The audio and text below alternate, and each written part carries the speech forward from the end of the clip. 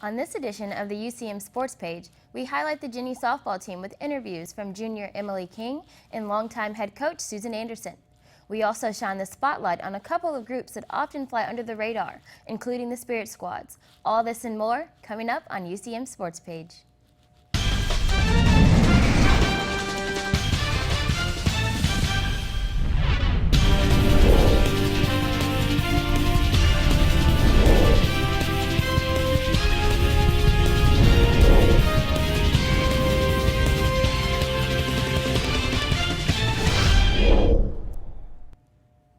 Hello, and welcome to Sports Page, a show by the students of the University of Central Missouri in Warrensburg. It's your place for news and updates in UCM sports and around the MIAA. I'm your host, Jada Hill. Well, the Jennies softball team has been busy this season. Bryce Jones and Michael Frazier caught up with Emily King to talk about her role on the team this season so far. Third baseman Emily King has had an impressive start to her season. How she started in the sport, even more impressive. I started playing softball, actually I should say I started playing baseball when I was 5. I started playing on my brother's team, just picked it up from there, and then when it got to the age where you're supposed to, start playing your own sports, I got put in softball, started with Parks and Rec, and then from then I went to playing competitive ball, and then from here, high school and then college. After Emily medical redshirted last season, Coach Anderson is excited to see her back on the field. It's awesome. She learned so much, I think, last year, and I knew that, and we even talked about it, like how hard it was going to be for her to sit. And I told her, like, when I was a freshman, I medically redshirted, and it was one of those things, like, it's kind of bittersweet because you learn so much more about the game by watching. So I know that she was so excited and so hungry to get back out there on the field, so it's fun to see her back out there. On the field, the Jennies show a no-jokes demeanor. Behind the scenes, however, is anything but. This team is awesome. We are really fun. We're a bunch of goofy kids. We don't act our age at all, ever. We impersonate everyone. We're always joking around. We're always pulling pranks on each other. It's just a blast. We're a giant family. We're a bunch of sisters. Even after sitting for a year, Emily has taken strong to the field, at no surprise to Coach Anderson. She's so solid on the defensive side. Like, it's amazing some of the plays that she has made, like diving plays. She had one this past weekend where you kind of wish that there would have been a camera on her just because it was such an amazing diving catch. The other day at home, she had a diving play and then threw from her knees, and that was what saved the game for us to walk away with that win. So defensively, she's made some really nice plays over there. But now that she's kind of settling back in after sitting for a year, she's really settling in. We've got her in the 2-hole, and she's doing a fantastic job in the 2-hole for us. Like, she's really seeing the ball well, and she's squaring the ball up and really putting some really good hits together. Even with a strong start, Emily's eyes look forward in the season. I think always our big goal is, to win every game at home. My goal is to be better every game, every practice. We always want to be back there at that national championship stadium. This year we actually get to go and play in conference, which is awesome, being at the Hall of Fame. And we want to prove to people that what we did last year was not a fluke, and we're here to stay. Here at Jennies softball field at the South Rec, Bryce Jones, Sports Page.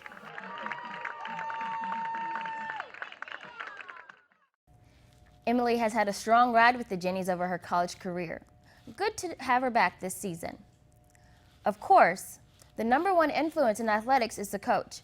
For Emily King and the rest of the softball team, that head coach would be Susan Anderson. Our professor, Dr. Joe Moore, sat down with Coach Anderson to discuss her experiences with the Jennies in our Coach's Corner segment. We're here today with Jennies head softball coach, Susan Anderson. Coach Anderson's in her 10th year with her alma mater. It's great to have you with us. Thanks for being here. Thanks, Joe. You're one of the all-time greats in Jennies softball history. What's it like to come back and coach your alma mater?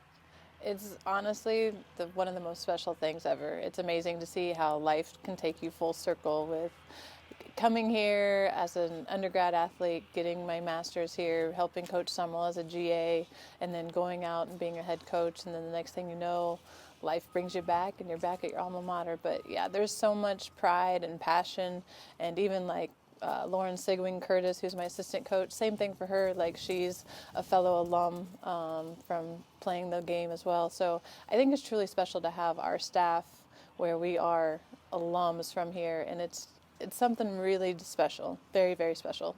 You and I were in college together. I got to come out and watch you play several times, and the thing that always stood out to me was your intensity and your focus on the game and how you did the little things.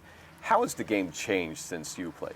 The technology behind the bats. I mean, that's one of the biggest things that I think is very different. I feel like when we used to swing, those bats used to seem so heavy compared to what they've got now. And then they just got so much more pop. Like, I keep thinking, man, if we could have played with the group that I had in 94, 95, if we would have had that technology, those bats, it would have been amazing what we could have done. But just the speed of the game, I feel like everybody's getting to be where, like, the hitters are catching up to the pitchers. Like, when I played, there was lots of 1-0 ball games, 2-1. You don't really see those where it's like 1-run difference. Like, now you're starting to see like 10-7, you know, like huge, lot of run scoring. So I think that's another big thing, is just that it's not necessarily a pitching duel as much as the hitters have caught up to the game now. I still see the way you coach a lot of times, though, and you still seem like you favor the small ball, and this is just maybe my impression, you still favor the small ball. Does it just depend on who you're playing or who you have pitching that dictates which way you play the game? I think it kind of depends on who we're playing and if we really need like that one run. We love our speed. That's one thing that we definitely have. And Allie Jo Rogers, one of our seniors, career leader now with stolen bases. She had 49 last year, which was a single season record. And now she's like just keeps adding on to it. She's the first Jenny to ever get 100 stolen bases in her career. So we love the speed. We love having the speed. So when you get that speed, you can drop the bunt down. But we try to use it whenever we can, especially if we've got the speed on third for, you know, trying to do that sneaky squeeze and different stuff like that.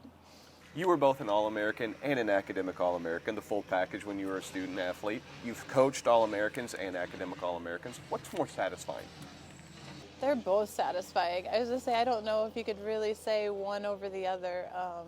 I feel like the academic All-American, obviously they're definitely getting the job done. And when they've had that academic All-American, I feel like the majority of our kids have had a 4.0 GPA.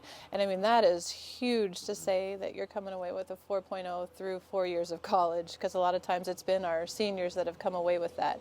I mean, that's just an amazing accomplishment. But then I look at, if you're an All-American on the field, you know, not many people can say that have that claim to fame that, hey, I was an All-American, I was one of the best in the nation. So I think they both have their own rights of having that, you know, specialness to it. You, last year, won the conference, went on to the Division II national championships.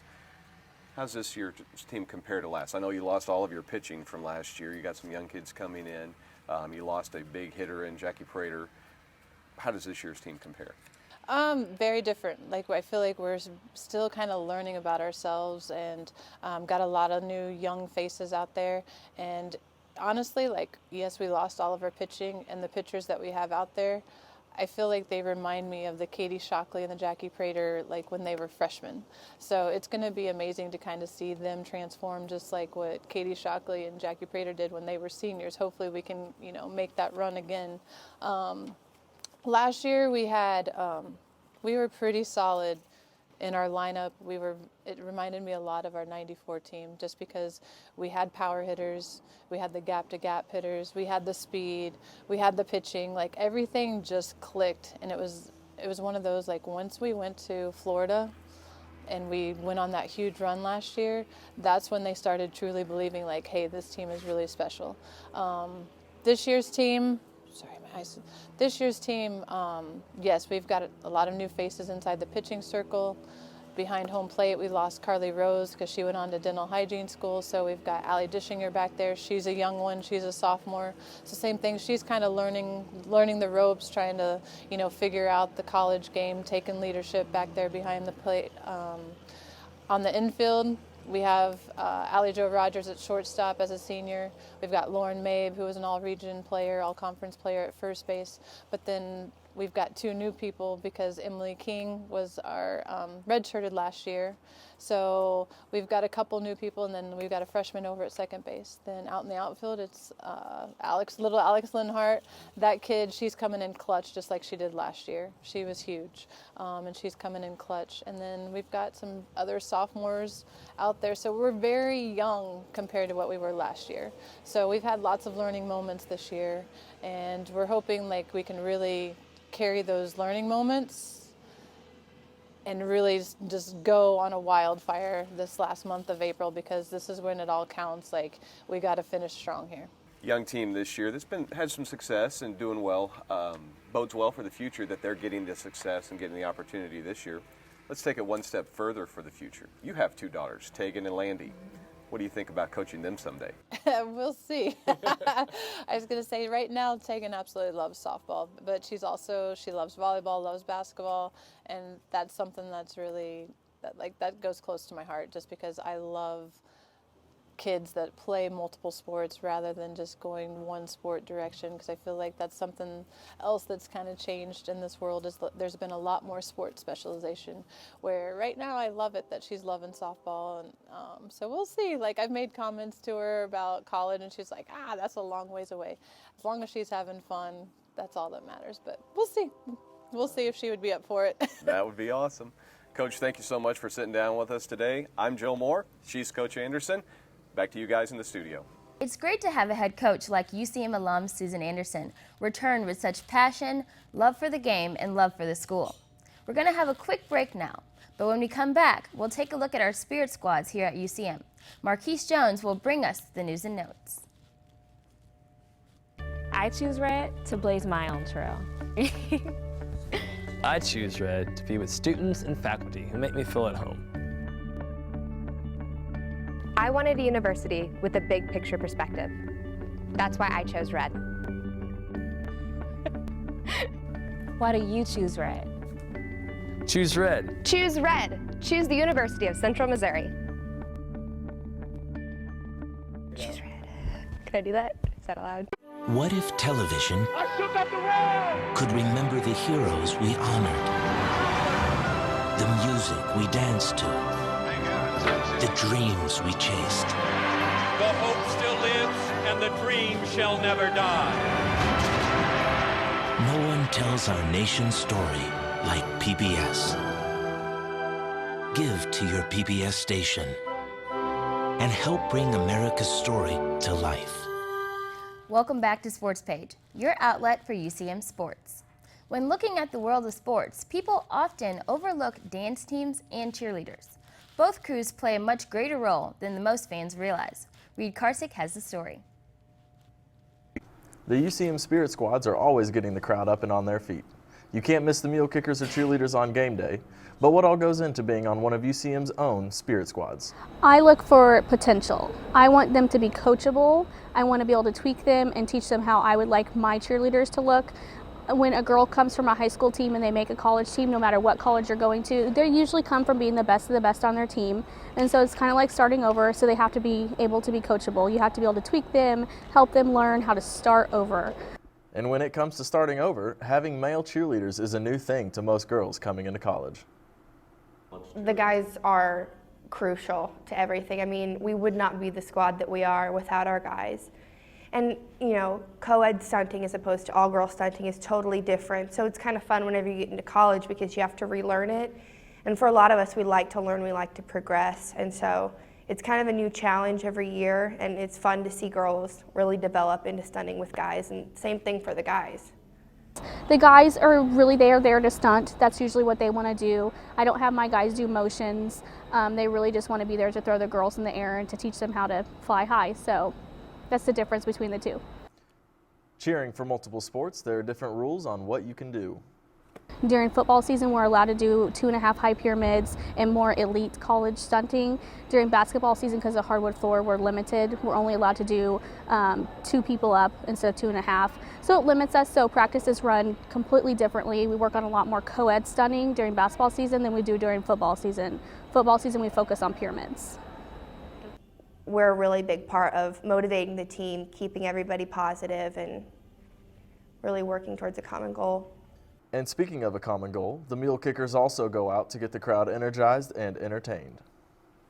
Cheer and dance, we help to encourage the fans to be more involved in those things. And so we keep the atmosphere fun and upbeat to where even if the team gets down and is losing, and the crowd starts to kind of wane down, we really help to try to amp it back up to give them really that true home field advantage. With football season, we work a lot with the band whenever that we create our dances and start out. So it's a different kind of dancing because we have to work with them and see what they're doing and their tempo and all that kind of stuff. Basketball, we start making up our own dances, more the hip hop and the technical things because we're actually on the court and being able to dance rather than on the turf. One thing the Mule Kickers and cheerleaders both do a great job of is giving back to the community. I think being personable with other people in the community and being involved in the community is a huge component of what we do. We do that by we have a clinic every year that we actually do. We partner with the cheerleading squad where girls from the community come and we work with them and teach them a routine and they get to perform at a home football game. I think the biggest impact we have while we're dancing is on the younger girls that watch us and their eyes light up and we do a little camp with them and they just think that we're celebrities and it's the coolest feeling. Whether it's getting the fans up on their feet or preparing little girls for the routine of a lifetime, you can always count on the UCM Spirit Squads. This is Reed Karsig reporting for SportsPage. Switching gears now, we'll throw it to Marquise Jones for news and notes. Thanks, Jada. As always, lots going on in UCM athletics. Teams are moving up in the ranking, student athletes are getting honored, and one fall team is getting set for its annual spring game. Let's take a look. Mules Golf moves up to number 9 in the latest Golf Coaches Association of America poll. The Mules tallied 352 points in the latest poll. The only other MIAA team in the ranking is Central Oklahoma at number 21. Mules Baseball is ranked number 26 in the ABCA Collegiate Baseball Top 30 poll. This is the first time since 2014 the Mules have cracked the national poll. One Jennies basketball senior was named an MIAA Scholar Athlete, while 3 Jennies and 3 Mules were named to the MIAA Academic Honor Roll. Shelby Winkman was a Scholar Athlete for the Jennies. Winkman, Daniel Berry, and Andy Wellard all were named to the Academic Honor Roll. Tony Cochran, Kyle Wolf, and Brad Wilson were recognized for the Mules. To be named to the Academic Honor Roll, student athletes must have a cumulative GPA of 3.0 and have at least 2 terms of attendance at their school. The Jennies bowling team was selected for the NCAA tournament April 14th through the 16th in North Brunswick, New Jersey. The Jennies were selected as the number 7 seed. The Jennies have made every NCAA tournament since it began in 2004. The only other team that can say they have done that is the University of Nebraska. The Mules football team is gearing up for the 2017 campaign with some heated spring practices. All practices are from 3:30 to 5:30 p.m. at Walton Stadium, Kennedy Field. Unless otherwise noted on your screen, the annual spring game is slated for Thursday, April 21st at 7 p.m. The schedule is subjected to change, so check UCMathletics.com for updates before heading to the field. 2 UCM student athletes once again were recognized for the conference for their efforts. Heaven Warner and Kanisha Rayner both automatically qualified for the NCAA Division II National Championship at the Emporia State Relays. As a result, both earned MIAA Field Athlete of the Week honors. Warner won the hammer throw with an automatic qualifying mark of 219 feet, 11 inches. She also automatically qualified with a 4th place throw of 163 feet, 10 inches in the discus, and then finished 7th in the shot put.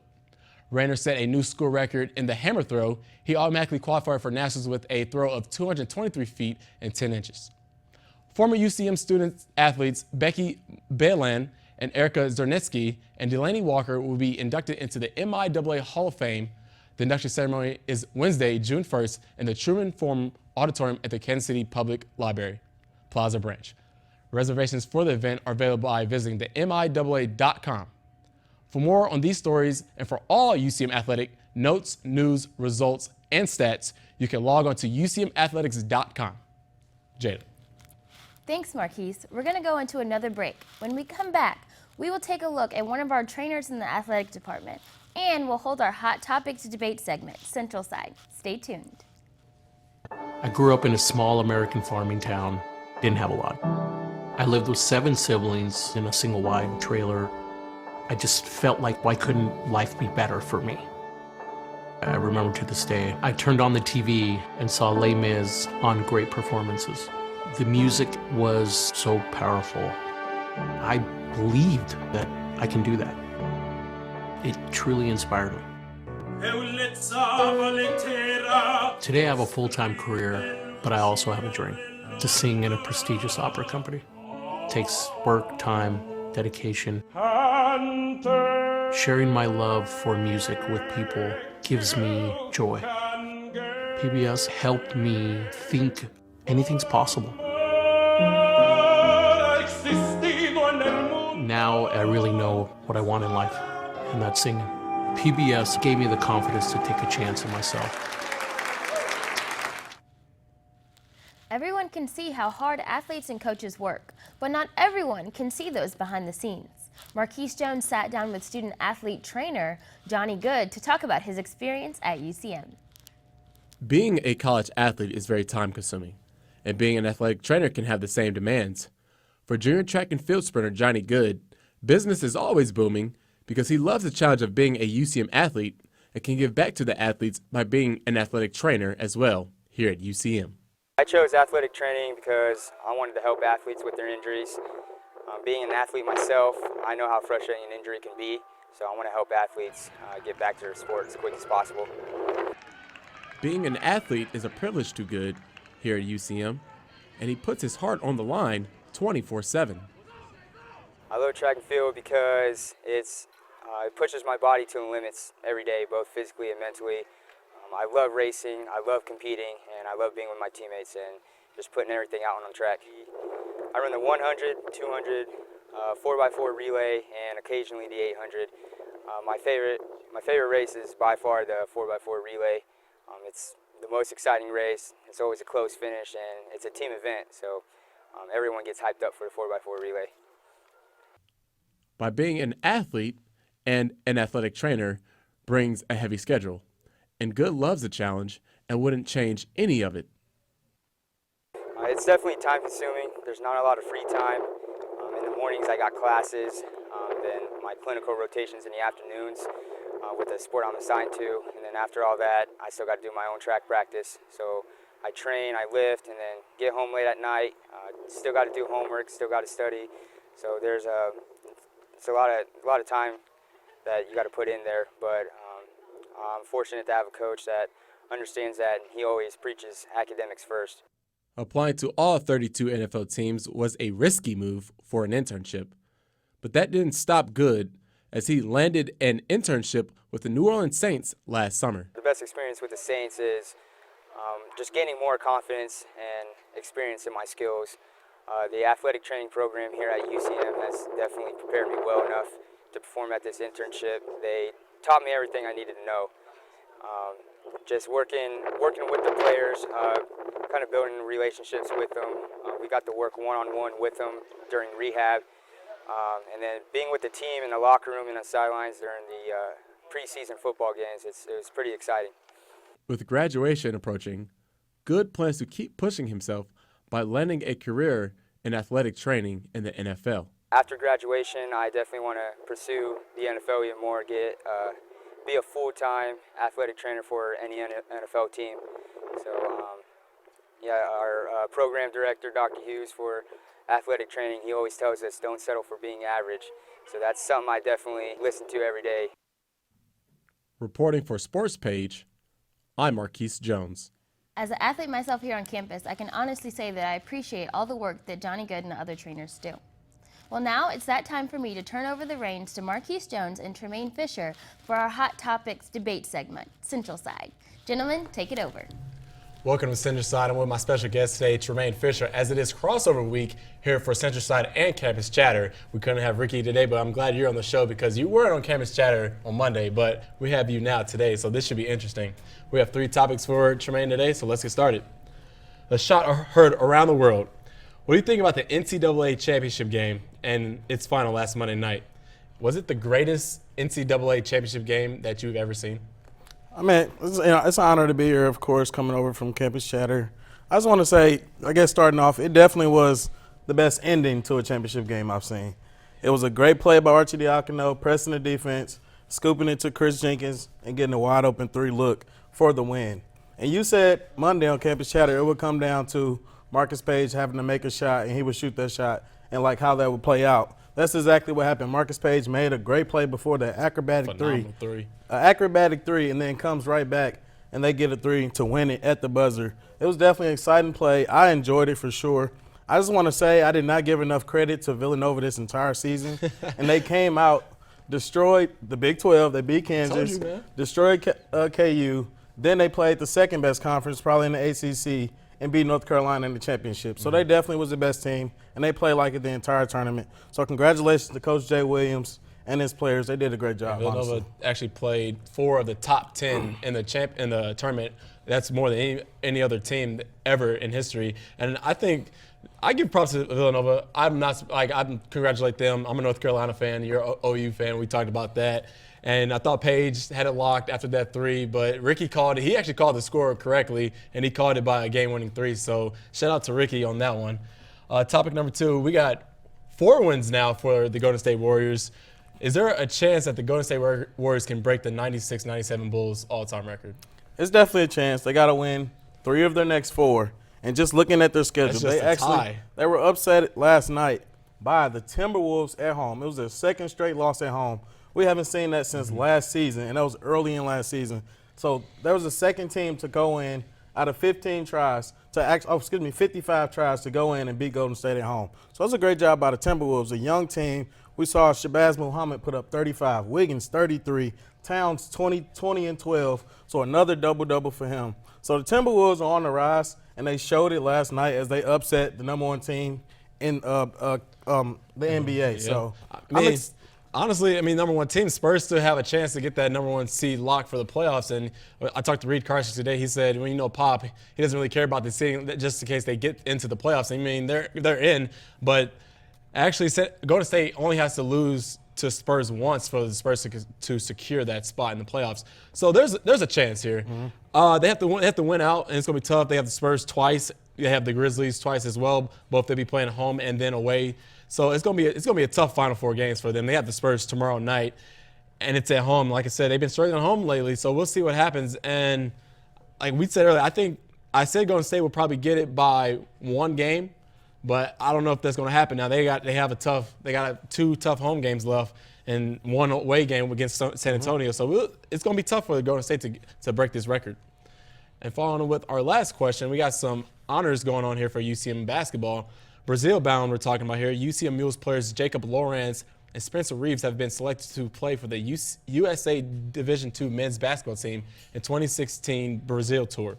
The team will be coached by UCM head coach Doug Carlskent. How great of a look is this for the university and the UCM athletic program?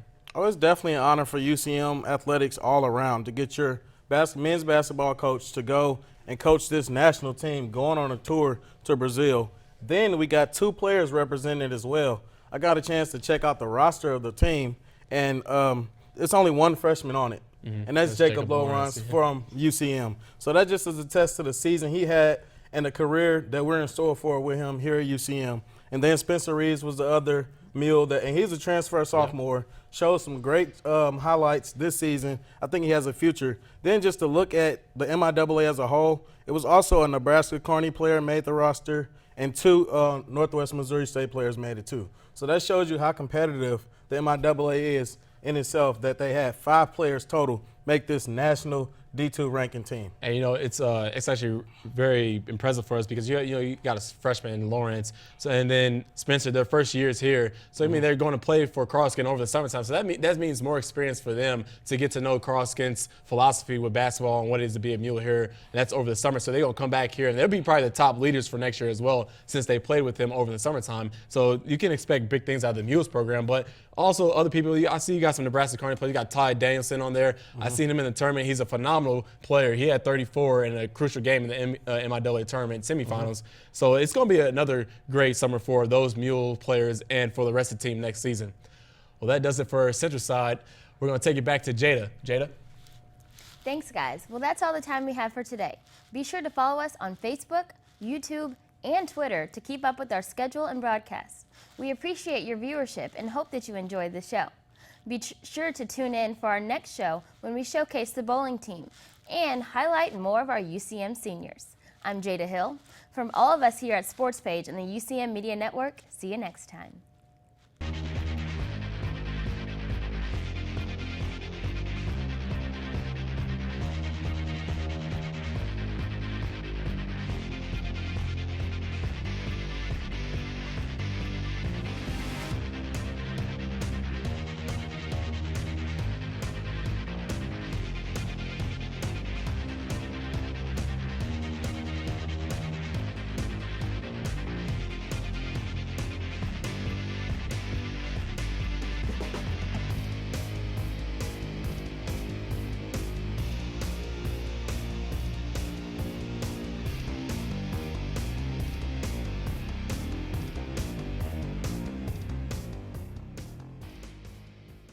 I choose red for unlimited possibilities.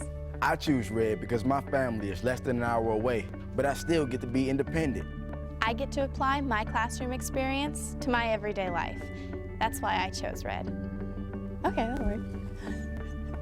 Why do you choose red? Choose red. Choose red. Choose the University of Central Missouri. Choose red.